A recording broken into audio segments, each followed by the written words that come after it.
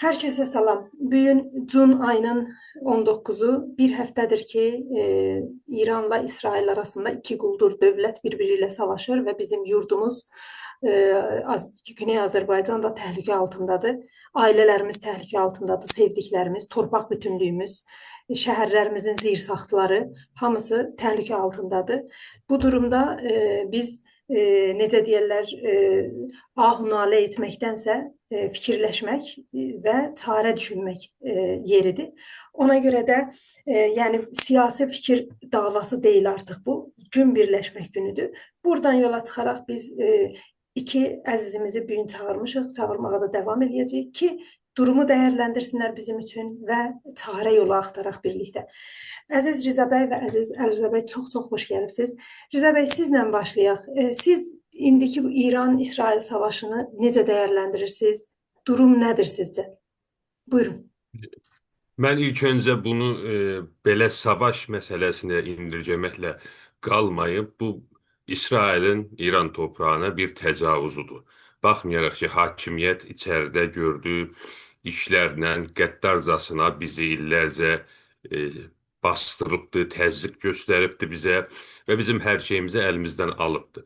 Ancaq bu şərtlərdə indi görünən budur ki, hər iki tərəf mühtəmilcə bir-birinə qarşı bu savaşı davam etdirmə aşamasındadırlar. Ancaq məsələ budur ki, bu savaşın ortasına Amerika Birləşmiş Ştatları necə girəcəkdir? Əgər bu giriş elə olsa ki, İranın nüvə məsələləri və ya o həstəyə dediyimiz məsələləri bir dəyiş-toxuşda gedərsə və deməli olar ki, Əli Xamenei geriyə çəkilirsə, bu savaş durdurula bilər. Ancaq İran nə qədər də İsraili sabaha qədər roketlərindən vurursa, bu savaş bitməz və İsrailin arxasındakı olan güc mühtəmilən İranı sadəcə nüvə məsələsi deyil, bəlkə iç bir savaşa qədər də götürə bilər. Çünki politika elədir. Qəbul etsək də, etməsək də, bəzi qrupların və bəzi etniklərin və bəzi nehlələrin arxasındakı olan devlətlər də bunun belə olmasını istəyəcəkdir. Hər halükarda sadəcə gündəmdəki olan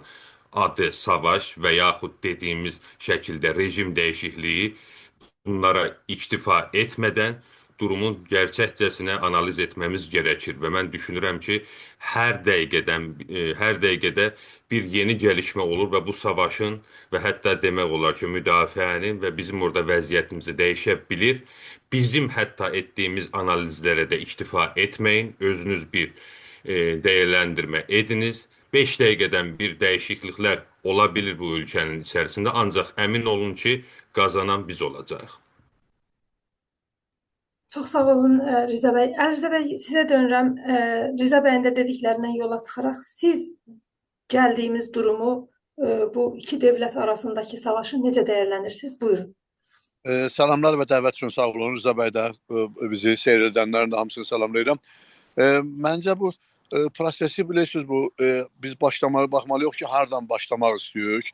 Yəni bu illət məlul zəncirəsini hardan başlayıq çox önəmlidir.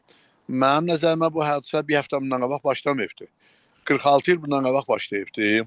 İranda bir rejim üstə gəlib ki, 46 ildir nümunəsi olmayan, sabıqəsi olmayan bir səviyyədə bu İsrailə, Amerikaya ölüm istəyibdir.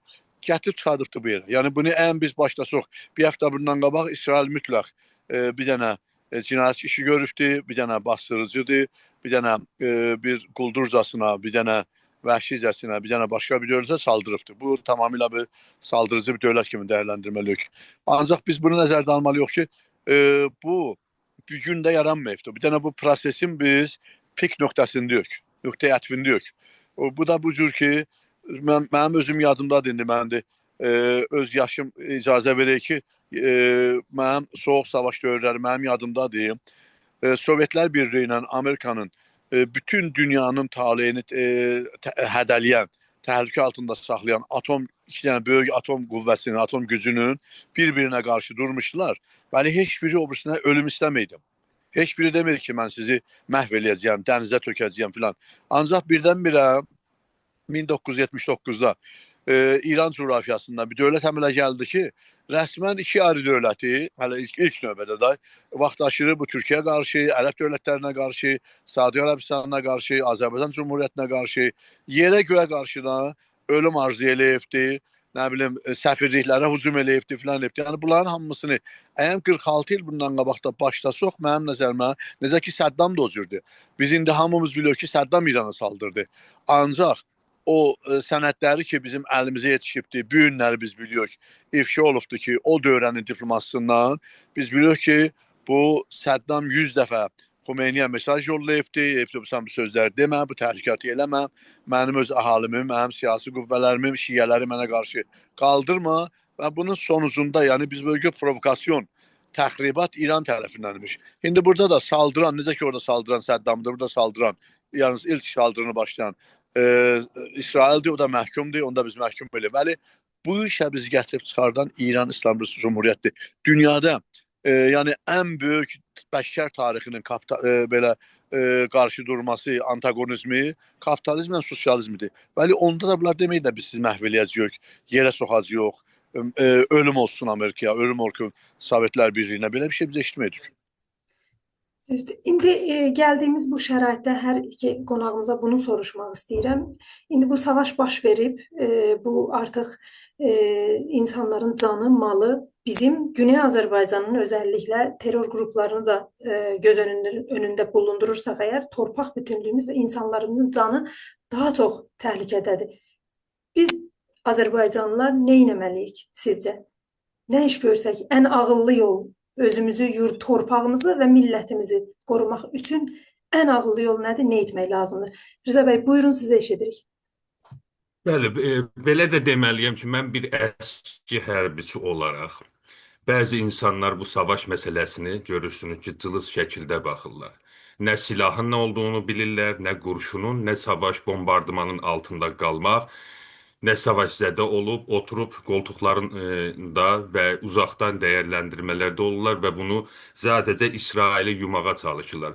Mən tamamilə bundan müvafiqəm. İran rejimi bir dəccal bir qrupdur və otursaq da əgər bu illət məlula da gedərsək, sonunda gələr millətə çıxar ki, deyərlər ki, əgər sorun bu rejimsə, siz niyə bu rejimi uzur saxlayıbsınız? Rejimləri aparan millətlərin gücüdür, xarici qüvvələr deyil. Görünən də budur ki, biz bunu edə bilənmərik ki, oturaq təcviz edək ki, başqa ölkələrdə belə olubdur, bizdə də belə olmalıdır. Əsla belə bir şey də yoxdur. Bunu bilməliyik ki, hər ölkənin özünə görə xas bir şərtləri vardır. İrana saldırmaqdan qərabə İran rejiminə Səddamın saldırması da hətta şah dönəmi 40-lardan o yana, 50-lərdən o yana 2 dəfə saldırıbdır. Elə ki, bir dəfəsi olaraq da Ləşkər 92 Əhvaz onun qabağında durubdur. Bir dəfəlik bir savaş deyildi ki, İran İslam Respublikasının zamanında olsun. Əgər getsək illət məlul axtarsaq, bu şah dönəmində Səddamla şahın arasındakı gərək məsələlərdə axtaraq. Digər məsələlər hamısı demək olar ki, ədalətli bir şəkildə danışmalıdır. Biz yəni İran hakimiyyətinə nəfrətimizdən dolayı ki, haqlıyıq, bizləri işgəncə edib, zindana salıbdır.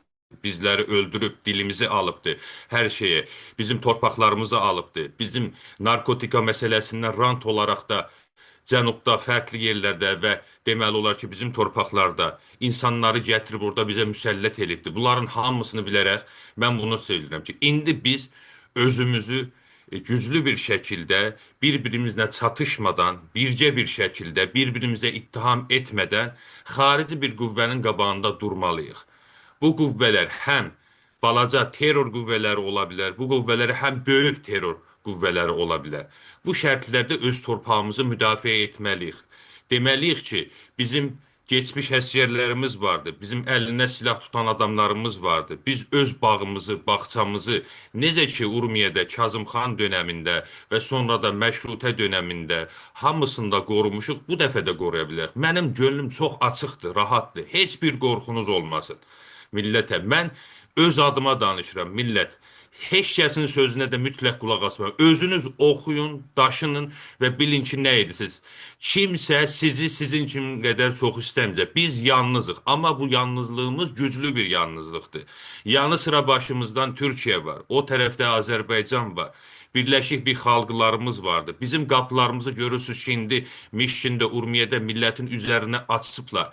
Millət bir-birini sevir, gəlir. Bu sevgi dolu, bu bircə şəkillik içərisində nə İran rejiminin ideologiyası bizim evlərə girə bilir, nə İsrail rejiminin ideologiyası.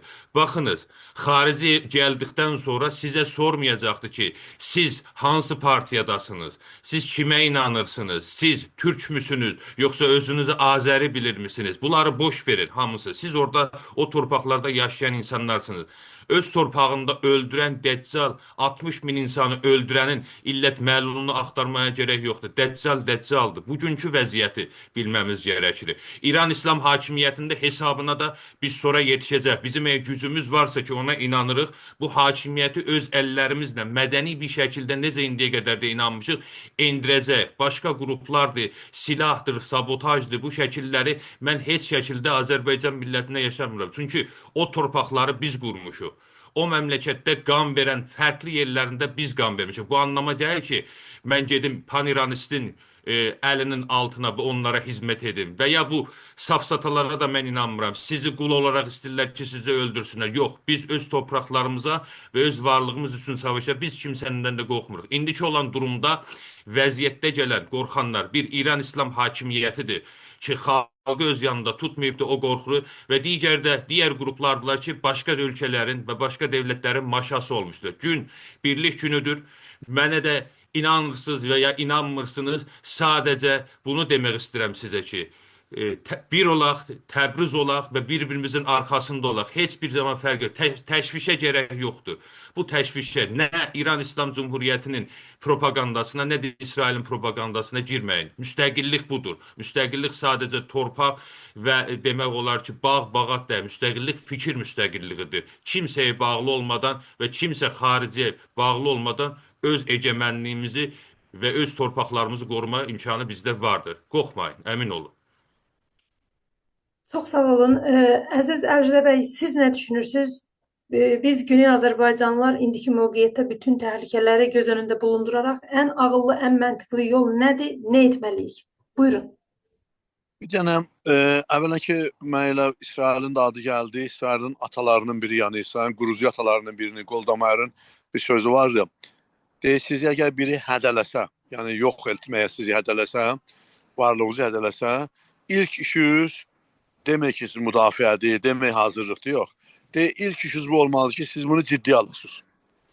Bizim millətimizi, bizim varlığımızı hədələyənlər var.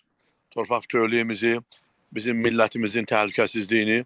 Özdə bu havadan deyir. Yəni adamlar, o qüvvələr, o fikirlər, o sünnət, o tradisyon sahibləri bunu hədələyirlər ki, keçmişdə də bu işi görüblər, bu işə qadirdirlər. Olan tayları da Suriyədə məsələn siz görürsünüz ki, Suriyədə məsələn Bəşər Əsədin dövründə, bu son 12 ilində devrilməyindən qabaq, orada %5% ahali olan %33% torpağa hakim idi, yəni bu gün də onun böyük qisminə hakimdir. Yəni biz bunları biliyoruz. Yəni bu təhlükəni biz ciddi almalıyıq. Bu birinci məsələdir. İkinci məsələ, həm sizin suala, mən bu ilin, yəni şəmsi ilinə Fərvərdinin birində sual soruşsaydınız, mənim bir cavabım vardı. Əgər üçündən bir yana soruşsunuz, yəni ikisində olan hadisədən bir yana, mənim cavabım daha biraz rahatdır. Daha arxain, Rıza bəyin də söhbətində bu var idi. Daha arxain ki, bizim millətimiz, yəni bu günləri bizim millətimizə o yerdə ki, İranın mərkəzi dövlətin zəiflədiyi halda bizi hədələyən o təhlükə ki vardı, o təhlükəni biz ikisində biz gördük ki, onun qabağında duracaq qüvvələr yalnız Azərbaycan Milli Hərəkatıdır, yalnız Azərbaycan ziyalılarıdır, yalnız Azərbaycan, nə bilim, yəni bütün Azərbaycandır. Bütün mənasında. Yəni bunun sağı, solu, ortası, dövlətdə vəzifəsində olanı, əkincisi, alverçisi, əyrisi, düzü bu millətin bütövüdür. Yəni biz ikisində biz millətin bütövünü biz meydanda gördük. Ona görə mən biraz bu dəqiqə arxayınam ki, əgər bu anlayış var, əgər bu ayıqlıq var, ayıqlıq, sayıqlıq bizim millətimizdə ikisində, Fərvərdinin ikisində gördüyümüz ayıqlıq, sayıqlıq varsa, onda biz özümüzü qoruyacağıq. Hansı ki bu qeyri-adi bir şey deyil. Yəni biz vaxt olub ki, 5 milyon yarım kvadrat kilometr sərhədin o tayında Osmanlı İmperiyasında 3 yarım kvadrat milyon kvadrat kilometrdə bir yanda, yəni ikimiz birlikdə, yəni Türkiyə türkləri ilə Azərbaycan türkləri bir yerdə 9 milyon kvadrat kilometr iki dənə imperiya qurublar. Eyni halda. Bir-birinə də savaşıblar, bir-birinə rəqabətdə olublar. O ayrı məsələ. Yəni bu qədər həqiqətən tarix boyunca biz qalmışıq. Bizdən artıq, bizdən qabaq, bizdən sonra en qədər millətlər olur ki, bunun nə adları var, nə sanları var, nə dilləri var. Ya simli olublar, ya məhv olublar fiziki və s. və s. Ancaq ən böyüyünə kimi biz gəlib çatmışıqsa, indi Rıza bəy də Kazım xana işarə elədi, yəni bizim o müqavimət və duruş, dayanışma və qurtuluş ənənələrimizə işarə elədi, olan simvollarına işarə elədi.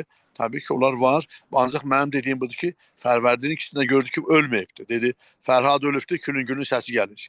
İndi bizim o keçmişlər, tarixi, həmasi, Suriyeyi, bizim şəxsiyyətlərimiz bugün yoxdur. Ancaq bugünkü o gənclərimiz də 15-16 yaşında, 20 yaşında, 30 yaşında, 25 yaşında sosial mediada bir-birinə paltarını göstərən, bir-birinə bəzəyini göstərən qızlarımız, oğlanlarımız, elə onlar Urmiyədə biz gördük ki, onlar meydandadılar. O balaca bir uşaq var idi.